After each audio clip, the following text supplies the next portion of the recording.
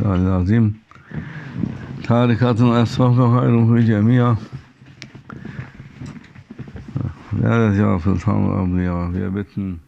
We ask our Grand Sheikh for his himmet, for his support and assistance.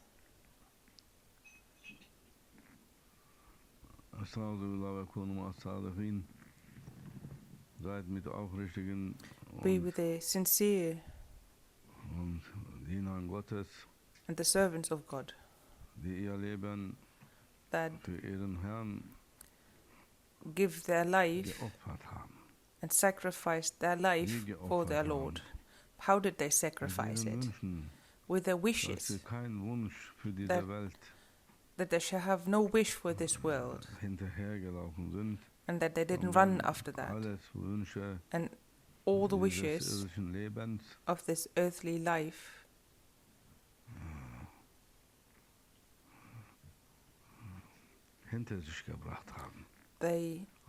that they could leave it behind and sacrificed it for their Lord by saying, "O Lord, so what is your wish? What's your wish? Your wish is higher. Your wish is more eternal. Your wish is more blessed. Your wish was it for us to exist even from nothing, from a being of nothing into a coming into existence. That was your wish. And your wish made us all turn from dead, that was non-existent, turn into a life and an existence, because that was your wish. And, O Lord, was that for you? And even if that wish was for you, it also was very useful for us, because the wish that was just for you turned everything that was dead to life, and everything that was nothing, no existence, actually turned into a being, into something. O you believers, what are your wishes? What do you wish for? For yourself. If you wish something, you wish something for yourself. Your wish for yourself, is that for yourself, or is that a wish for, is it meant to be for everybody else as well, or just for you yourself? That's the question. Allah, his wish was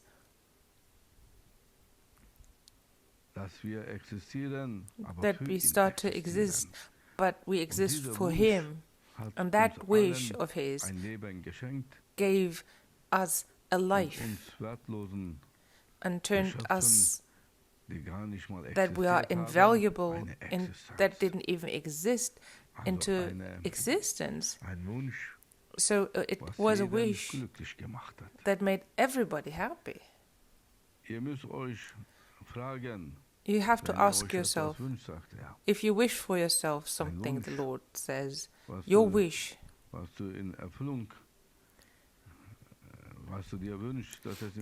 something that you wish for that it shall be fulfilled, is that only useful for you and is of use to you, or is it of use to everything around you as well? Then it is a blessed wish. If it's not, if only you get out something and get something out of it, but only for your wish to be fulfilled and for you to become happy, and then everybody else is unhappy, what kind of a blessed wish is that actually? And that's why, so spirituality, on our way to spirituality, of spirituality, to walk on that, it's not that easy. It's, you have a price, there's a price to pay. And the price is, everybody wishes, somehow, anyway, they wish for a spiritual being, because it gives you happiness, it fills up the heart. This materialistic world only gives you unrest and unhappiness and calamities and disappointments in your life, no matter how much gold or money do you have, how many houses or cars, but in the end, eventually, it all turns into monotony until you actually buy that house, buy that car, buy that iPhone. It was very attractive to you. But as soon as you bought it, it loses its attraction. So what kind of a Fata Morgana is that? What a illusion is that until you've got it? As long as you don't have it, you are attracted to it. But as soon as you get it, it loses that attraction. But Sheikh, well, yes, I like driving with that car, really, be honest. You force yourself to be happy for a short while because you got it already. And you paid so much for it. And then you have to appear to be happy. And you force yourself even. That you feel good and it feels good. But with that one eye of yours, you're already looking in front of you when the new one's going to come. Isn't that true, my brother? Somehow, yes. Isn't it true? That's how it is. As soon as you get what you want, all of attraction, everything is gone. And we imagine ourselves, we force ourselves subconsciously that we already are happy, that it's still tasteful and that we like it. But no, only until you get it in your hands. As soon as you hold it in your hands, it's gone. That feeling. And whom do you harm with your wish? For your own wish to be fulfilled, so that you shall become happy for that just one little moment. And how much and how many did you harm with that wish of yours? It's all about the wish and the wishes, but the wishes that are blessed. Allah wished for something. I'm alone and all by myself, and from eternity until eternity I'm going to be all alone, and I will always going to be alone and all by myself. That's the truth behind La ilaha illallah. But I imagine myself that I'm not alone. I imagine I'm not alone and lonely and all by myself. And we are actually creatures in a materialistic terms. We are products of divine imagination. If there's only Him really, and it's all about Him, actually from eternity to unto eternity, then what are we? What are we? Everything that you can see, and it can be seen, yes. And it's all divine imagination. We are products of His imagination. But He gave us a life as if and as a present.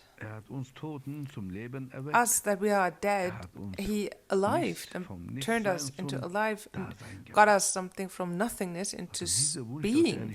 So that wish for Him not to be alone gave us a purpose and was useful to us eventually. And all of us somehow blessed us all with life, with us being here. And that is the blessing. And that's what he says, where you should actually think about. If you wish for something, ask yourself, with that wish of mine, am I only turn myself happy, or also make everybody else happy as well? Or am I only making myself happy and everybody else can go somewhere else, or even they turn unhappy? So is that a blessed wish? you can ask that yourself and find out. And if you truly ask that question, so wish, the Lord says, what is blessed for you. Otherwise, how else do you want to know? Maybe that what you think, what you wish for yourself, and you think it's something good. For me too, it's not true actually, it's very bad. And what you think that is not good for me is actually very good for you. But how do you want to know? You are ignorant and not knowing. You have got no parts of wisdom. You've got no knowledge, no true knowledge. You've got imaginations and assumptions and everything, but no absolute knowledge, no absolute seeing. But that is the type of measurement you can find out about it. Just one moment long, you have to think about that wish that I have, that I wish for myself, that for it to be fulfilled. Is it only useful to me, or is everybody happy with that kind of wish? Then it is blessed, and Allah will give you divine support. If not, in that moment, you might get what you wish for, but when others are getting unhappy about it, you will turn unhappy as well. May Allah protect us against all calamities and all unhappiness and falls, steps and missteps, all you believers.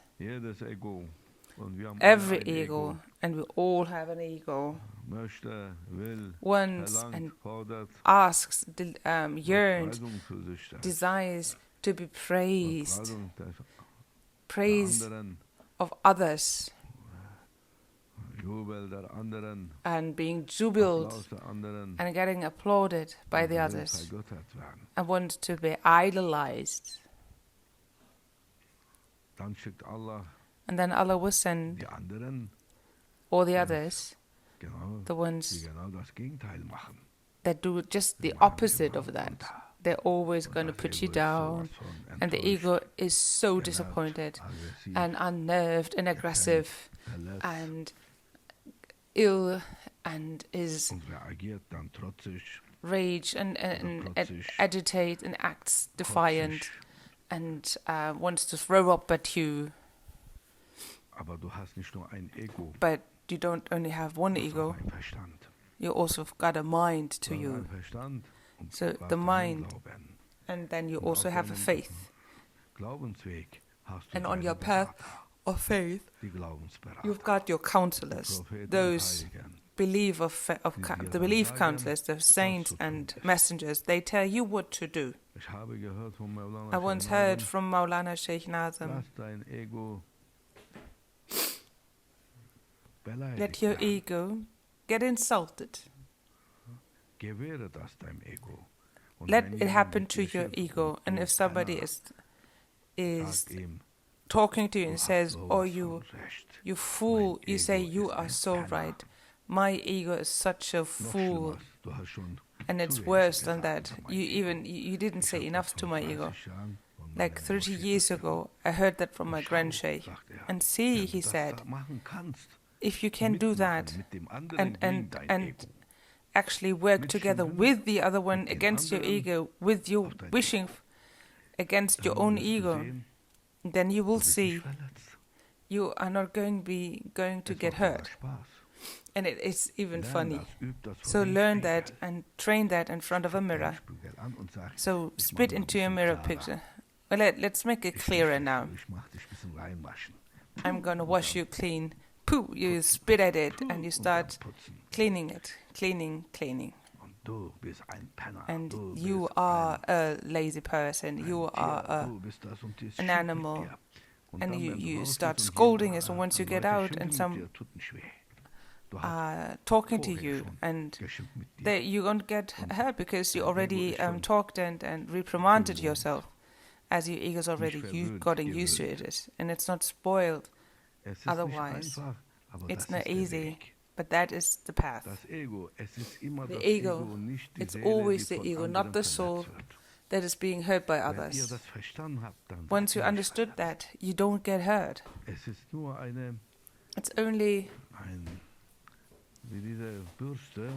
it's like that scrub of that your Sheikh is getting out, like Grand Sheikh Bayezid Bistami. He was so famous and known as a saint because people bore witness of his magical divine powers and at night, not divine, but saintly powers.